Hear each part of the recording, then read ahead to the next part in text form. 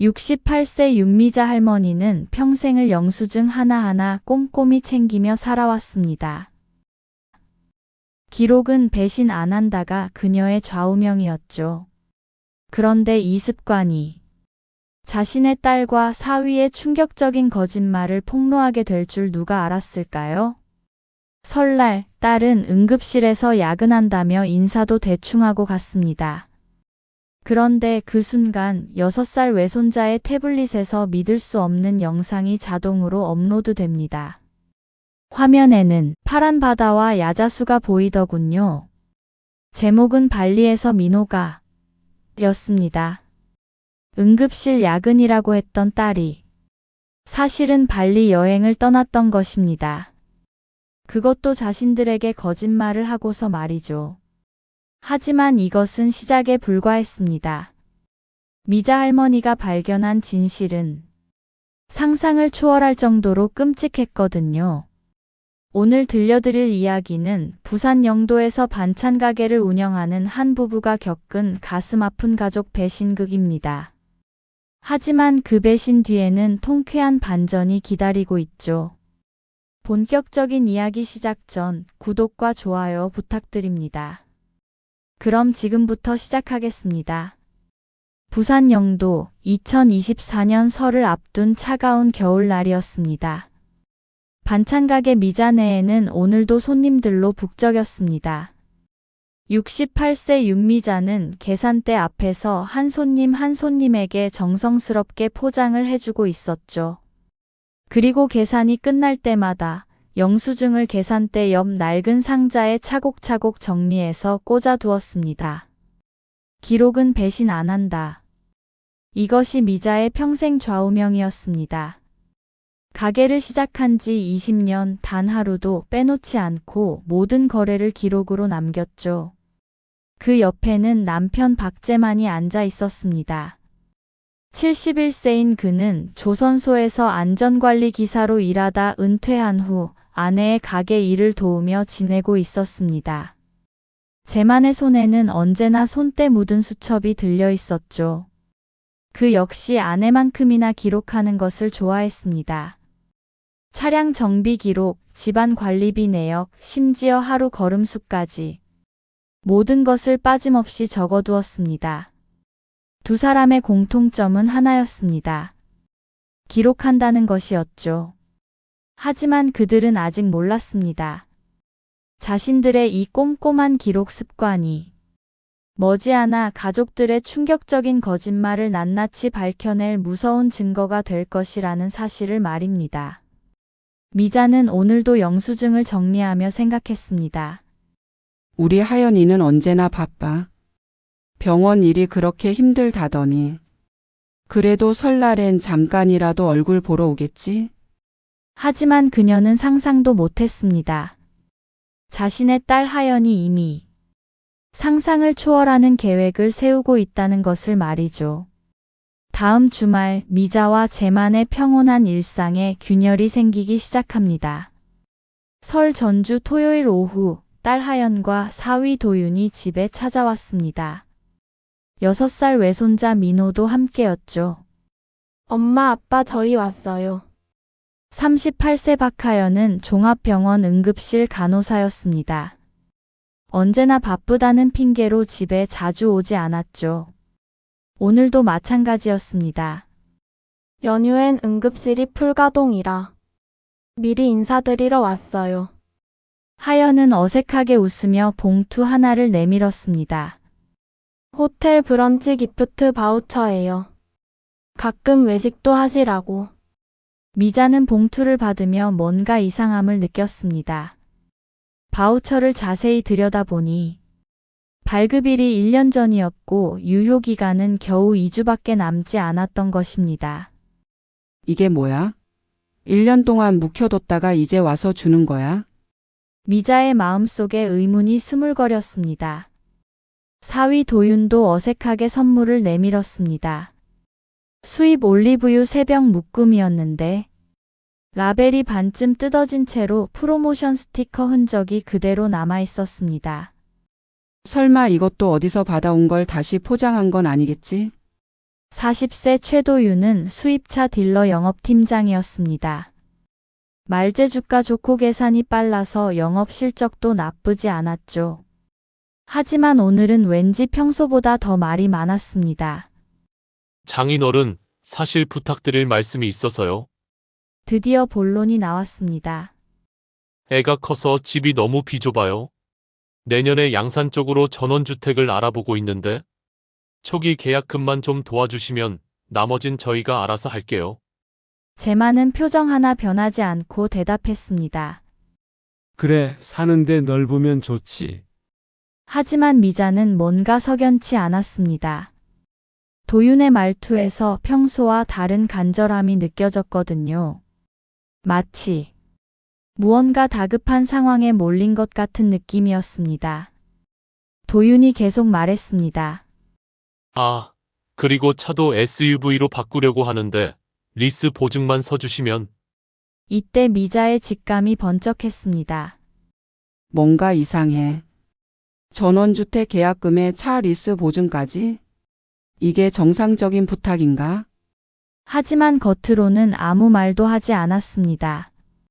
다만 마음속으로는 이미 경보음이 울리고 있었죠. 민호가 태블릿을 가지고 놀고 있는 모습을 보며 미자는 생각했습니다. 저 아이만큼은 거짓말쟁이로 키우면 안 되는데. 하지만 그녀는 아직 몰랐습니다. 이미 그 거짓말이 시작되었다는 것을 말입니다. 그날 밤 미자는 잠들기 전까지 계속 생각했습니다. 뭔가 이상하다고, 뭔가 숨기고 있는 게 있다고. 하지만 아직은 그것이 무엇인지 알 수 없었습니다. 설날이 며칠 앞으로 다가왔습니다. 미자는 외손자 민호에게 도시락을 싸주며 태블릿을 켜주었습니다. 할머니가 맛있는 거 싸줄게. 태블릿으로 뭐 보고 싶어? 민호는 평소처럼 자신이 찍어둔 영상들을 보여달라고 했습니다. 아이는 태블릿으로 이것저것 찍는 걸 좋아했거든요. 미자가 영상 목록을 스크롤하다가 갑자기 손이 멈췄습니다. 썸네일 중에 이상한 게 하나 보였던 것입니다. 파란 하늘과 하얀 구름, 그리고 비행기 날개가 보이는 짧은 영상이었죠. 이게 뭐지? 민호가 언제 비행기를 탔다는 거야? 미자는 뭔가 이상함을 느꼈지만 아직은 그 영상을 클릭해보지 않았습니다. 그냥 스쳐 지나갈 뿐이었죠. 그 시각 남편 제만은 자신의 수첩을 정리하고 있었습니다. 차량 관리비, 하이패스 통행 내역, 주차장 정기권 사용 로그. 모든 것이 빠짐없이 기록되어 있었습니다. 이상하네. 하연이네 차 하이패스 기록이? 제만도 뭔가 이상함을 느꼈지만 아직은 정확히 무엇인지 파악하지 못했습니다. 바로 그때 아파트 경비실에서 전화가 왔습니다. 1203호 박재만 씨죠. 저 장문수 경비반장입니다.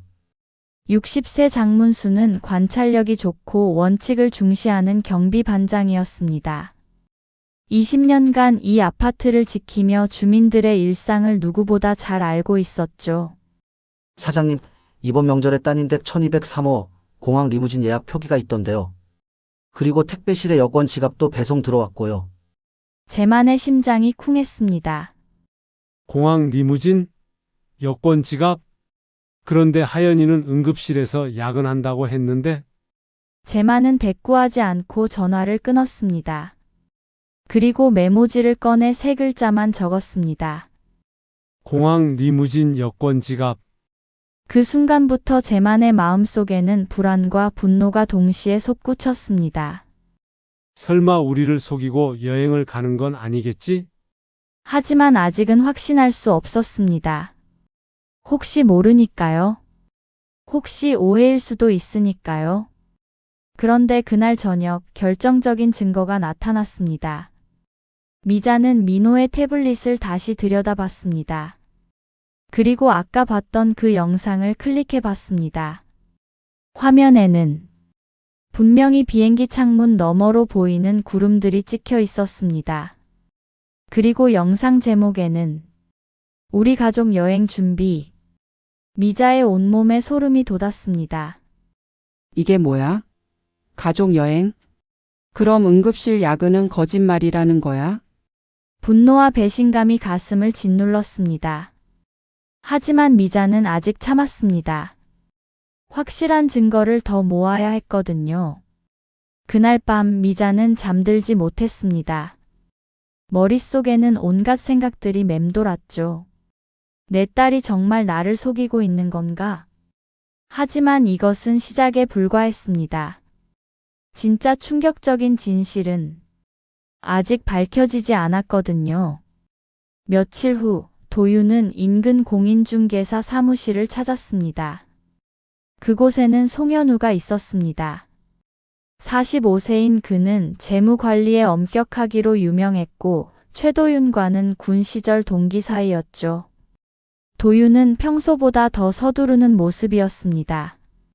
현우 형, 전원주택 가계약을 빨리 진행하고 싶은데요. 장인어른 명의 집을 담보로 잡으면 금방 될 거 아니에요? 서류만 주시면 제가 알아서. 하지만 송현우는 단호했습니다.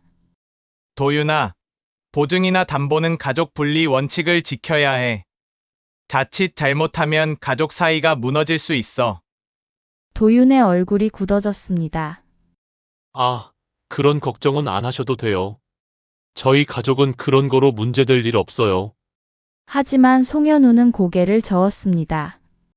내가 이 일 20년 하면서 봐온 건데, 가족 간 금전거래로 망한 집이 얼마나 많은지 알아? 특히 부모님 명의 담보는 절대 서두르면 안 돼. 그때 재만이 사무실로 들어왔습니다. 현우야, 도윤이 무슨 얘기하던? 송현우가 상황을 설명하자 재만은 조용히 말했습니다. 내가 직접 확인하고 직접 정리하겠다. 도윤의 얼굴에 당황한 기색이 스쳤습니다. 원래 계획과는 다르게 흘러가고 있었거든요. 아, 장인어른. 그런 것까지 신경 쓰실 필요 없어요. 제가 다. 아니다. 내 집이 담보로 들어가는 일인데 내가 모를 수는 없지. 재만의 목소리에는 평소와 다른 단호함이 있었습니다. 그 순간 도윤은 깨달았습니다. 일이 생각보다 쉽지 않을 것이라는 걸 말이죠. 하지만 그는 아직 몰랐습니다. 장인과 장모가 이미 자신들의 거짓말을 눈치채기 시작했다는 것을 말입니다. 재만이 집에 돌아와 미자에게 말했습니다. 여보, 뭔가 이상해. 도윤이가 너무 서두르려고 해. 미자도 고개를 끄덕였습니다. 나도 그래. 뭔가 급한 일이 있는 것 같아. 두 사람은 모르고 있었습니다. 도윤과 하연이 이미 돌이킬 수 없는 거짓말의 늪에 빠져 있다는 것을 말입니다. 설날이 하루 앞으로 다가왔습니다. 그리고 그날 모든 진실이 밝혀질 운명이었죠. 설날 아침이었습니다. 미자는 이른 아침부터 일어나 정성스럽게 떡국을 끓였습니다. 하연이가 응급실에서 야근한다니. 따뜻한 국물이라도 가져다 줘야지. 미자는 보온통에 떡국을 담아 병원으로 향했습니다. 딸이 아무리 바빠도 설날만큼은 어머니가 끓인 떡국을 먹어야 한다고 생각했거든요. 그런데 병원 응급실에 도착해서 미자는 믿을 수 없는 광경을 목격했습니다. 간호사 근무표를 보니 하연의 이름이 없었던 것입니다. 대신 대체근무자 투입이라고 적혀 있었죠. 실례합니다. 박하영 간호사 계신가요? 아, 박하연 선생님은 연휴 휴가 가셨는데요? 미자의 머릿속이 하얘졌습니다. 휴가? 그럼 야근은 거짓말이었다는 거야? 손이 덜덜 떨렸습니다. 보온통을 들고 있는 손에서 힘이 빠져나갔죠. 그 순간 핸드폰에 알림이 왔습니다. 민호의 태블릿에서 자동으로 업로드된 새로운 영상이었습니다. 미자는 떨리는 손으로 핸드폰을 확인했습니다. 화면에는 파란 바다와 야자수, 그리고 웃고 있는 하연과 도윤, 민호의 모습이 보였습니다. 영상 제목은 발리에서 민호가 였습니다. 미자의 온몸에서 힘이 빠져나갔습니다. 병원 복도에서 주저앉을 뻔했죠. 발리라고? 응급실 야근한다면서 발리에 있다는 거야? 분노와 배신감 그리고 깊은 상처가 가슴을 찢어 놓았습니다. 같은 시각 아파트에서는 경비 반장 장문수가 공항 리무진 픽업 기록을 확인하고 있었습니다. 1203호 새벽 4시 출발. 진가방 태그도 확인했고 모든 것이 맞아떨어졌습니다. 하연과 도윤이 새벽에 공항으로 떠났고 지금은 발리에서 휴가를 즐기고 있다는 것이 확실해진 것입니다. 미자는 집에 돌아와 남편에게 모든 것을 말했습니다. 여보, 우리 딸이 우리를 속였어. 제만의 얼굴이 굳어졌습니다. 뭐라고? 응급실 야근은 거짓말이었어. 발리로 여행을 떠났다고. 제만은 한동안 말이 없었습니다. 그리고 나서 조용히 말했습니다. 그렇다면 계약금 얘기도 거짓말일 가능성이 높겠네. 미자는 민호의 태블릿 영상을 보며 마음속으로 중얼거렸습니다. 잘 쉬어라, 하연아. 대신 끝까지 쉬어라. 그 목소리에는 어머니의 분노와 실망이 고스란히 담겨 있었습니다. 하지만 이것은 끝이 아니었습니다. 진짜 충격은 그들이 돌아온 후에 기다리고 있었거든요. 연휴 마지막 밤 하연과 도윤 가족이 인천공항에 도착했습니다. 발리에서의 며칠간은 정말 꿈만 같았죠. 하지만 그들은 몰랐습니다. 집에서 무엇이 기다리고 있는지를 말입니다. 아파트 주차장에 도착한 도윤은 여전히 들떠 있었습니다. 여보, 이번 여행 정말 좋았어. 그리고 장인어른이 계약금 얘기 허락해 주신다면. 바로 그때 어둠 속에서 목소리가 들려왔습니다. 도윤아, 깜짝 놀라 돌아보니 장인 제만이 서 있었습니다. 그의 표정은 평소와 달랐습니다. 차갑고 단호했죠. 장인어른? 이렇게 늦은 시간에 왜? 네가 말한 계약 얘기 좀 하자. 도윤의 얼굴이 환해졌습니다. 아, 역시 장인어른. 결정해 주신 거죠? 그래, 우리도 하나 했다. 정말요? 감사합니다. 하지만 제만의 다음 말은 도윤의 세상을 뒤집어 놓았습니다. 증여 취소 및 사용대차 종료 계약. 오늘부로 너희가 쓰던 집 임대로 전환한다. 네? 그게 무슨... 차도 회사 리스 반납으로 돌리고 도윤의 얼굴이 창백해졌습니다. 장인어른, 갑자기 이게 무슨... 그때 미자가 나타났습니다. 그녀의 손에는 두꺼운 서류 뭉치가 들려 있었죠.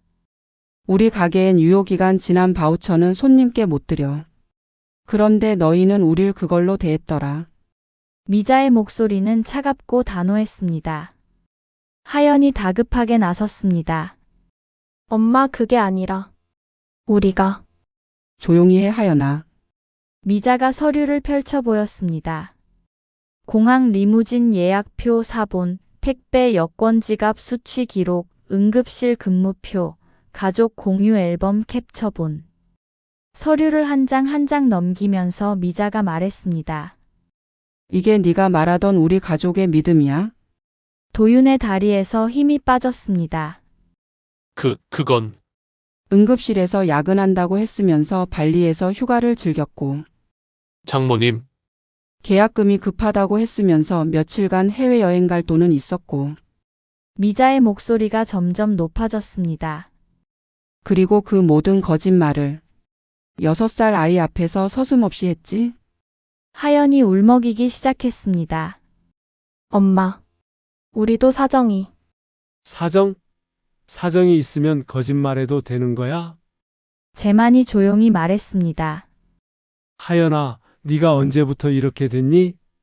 그 순간 주차장에는 침묵만이 흘렀습니다. 길고 차가운 침묵이었죠. 이제 진짜 계약이 시작될 시간이었습니다. 하지만 그것은 도윤과 하연이 원했던 계약이 아니었죠. 주차장에 차가운 바람이 불어왔습니다. 하연의 눈에서 눈물이 주르륵 흘러내렸죠. 엄마 정말 죄송해요. 하지만 민호 생각해서라도 한 번만 더 기회를 주세요. 하연은 무릎을 꿇으려고 했습니다. 하지만 미자가 그녀의 팔을 잡아 일으켰습니다. 무릎은 꿇지 마. 그렇다고 용서받을 거라고 생각하지도 마. 미자의 목소리에는 단호함과 동시에 깊은 상처가 묻어 있었습니다. 민호 도시락은 언제든 포장해 줄게. 하지만 어른 사이에는 선이 있어야 아이가 배워. 도윤이 다급하게 변명을 늘어놓기 시작했습니다. 장모님, 집은 투자예요. 다 우리 가족을 위해서 하는 일인데. 투자라고? 미자의 목소리가 차가워졌습니다. 그 투자라는 게 부모를 속이고 하는 거야? 그게 아니라 바로 그때 송현우가 나타났습니다. 재만이 미리 연락했던 것입니다. 도윤아, 현우의 목소리는 엄격했습니다. 투자는 책임으로 설득하는 거지. 가족 사랑으로 담보 잡는 게 아니야. 도윤의 얼굴이 더욱 창백해졌습니다. 현우 형, 그건 내가 너한테 몇 번 말했지? 가족 돈에 손대면 관계가 망가진다고. 현우가 서류를 꺼내 보였습니다. 네가 이미 다른 곳에서도 대출 신청한 거 다 알아. 신용도 문제 생긴 것도 알고. 하연이 깜짝 놀라 남편을 쳐다봤습니다. 여보, 그게 무슨 말이야? 도윤은 더 이상 변명할 수 없었습니다. 모든 것이 드러났거든요. 미자가 차근차근 말했습니다. 하연아, 네 남편이 회사에서 실적 부진으로 경고받은 거 알고 있니? 그런 일이. 발리 여행비도. 사실은 신용카드 현금 서비스로 마련한 거 맞지? 하연의 얼굴이 하얘졌습니다. 아무것도 모르고 있던 것은 자신뿐이었던 것입니다. 재만이 조용히 말했습니다. 도윤아, 너 지금까지 우리를 바보로 본 거냐? 그 말에 도윤의 어깨가 축 늘어졌습니다. 죄송합니다. 정말 죄송합니다. 하지만 이미 늦었습니다. 신뢰는 한번 깨지면 다시 되돌릴 수 없거든요. 미자가 마지막으로 말했습니다. 그날 밤 주차장 불빛은 길고 차가웠어. 누가 옳고 그르다기보다 대가 없는 희생은 없다는 걸 처음으로 깨달은 순간이었지. 그 밤 모든 것이 끝났습니다. 하지만 동시에 새로운 시작이기도 했죠. 그로부터 몇 달이 지난 봄날이었습니다. 하연은 스스로 전세 계약을 갱신했습니다. 부모에게 의존하던 생활을 정리한 것이죠. 처음에는 힘들었지만 스스로 해내고 보니 뿌듯함도 있었습니다. 도윤은 수입차 딜러에서 판매 실적을 회복하기 위해 주말에도 일을 나갔습니다. 더 이상 쉬운 길을 찾지 않았죠. 자신의 실수를 인정하고 정직하게 살기로 마음먹었거든요. 그리고 6살 민호는 여전히 할머니 할아버지를 찾아왔습니다. 할머니, 나도 기록할래. 민호는 작은 수첩을 들고 미자에게 말했습니다. 오늘 뭐 먹었는지, 뭐 했는지. 할머니처럼 다 적을 거야. 미자는 민호의 머리를 쓰다듬으며 웃었습니다. 손자만큼은 정직한 아이로 키우고 싶었거든요. 그래, 민호야. 기록은 거짓말을 안 해. 언제나 진실을 말해주지. 재만도 옆에서 말했습니다. 민호야, 할아버지가 하나 더 가르쳐 줄까? 약속은 꼭 지키는 거야. 그게 사람이 사람답게 사는 방법이거든. 그날 저녁 미자와 재만은 집 한켠 벽에 새로운 메모를 붙였습니다. 사랑은 선을 지킨다. 도움은 기록으로 남긴다. 미자가 남편에게 말했습니다. 여보, 우리 딸이 언젠가는 우리 마음을 알아줄까? 재만이 대답했습니다. 시간이 지나면 알 거야. 우리가 왜 그렇게 할 수밖에 없었는지를. 창밖으로는 부산 영도의 바다가 보였습니다. 파도가 끝없이 밀려왔다가 다시 빠져나갔죠. 마치 인생처럼 말입니다. 미자는 생각했습니다. 발리의 파도 소리는 이제 잦아들었지만 영도의 파도는 오늘도 같은 박자로 부딪히고 있다고. 관계는 다시 쓰는 것입니다. 하지만 그 전에 진실이 있어야 하고 신뢰가 있어야 하죠. 며칠 후 하연에게서 문자가 왔습니다. 엄마, 아빠. 정말 죄송했어요. 시간이 걸리더라도 다시 믿어주실 수 있도록 노력할게요. 미자는 그 문자를 보며 조용히 웃었습니다. 그리고 답장을 보냈죠. 민호 도시락은 언제든 준비되어 있다. 짧은 답장이었지만 그 안에는 어머니의 마음이 고스란히 담겨 있었습니다. 용서는 쉽지 않지만 불가능하지도 않다는 것을 말입니다. 그리고 반찬 가게 미자네에는 오늘도 손님들이 찾아옵니다. 미자는 여전히 영수증을 차곡차곡 정리하며 말합니다. 기록은 배신 안 한다. 그 말에는 이제 더 깊은 의미가 담겨 있었습니다. 여러분, 오늘 이야기는 여기서 마무리됩니다. 가족이라는 이름으로 때로는 서로를 속이기도 하고 상처를 주기도 합니다. 하지만 진정한 사랑은 선을 지키는 것에서 시작되는 것 같습니다. 미자 할머니의 말처럼 기록은 배신하지 않습니다. 그리고 진실은 언젠가 반드시 밝혀지죠. 다음에도 더 좋은 이야기로 찾아뵙겠습니다. 구독과 좋아요, 알림 설정까지 부탁드립니다. 감사합니다.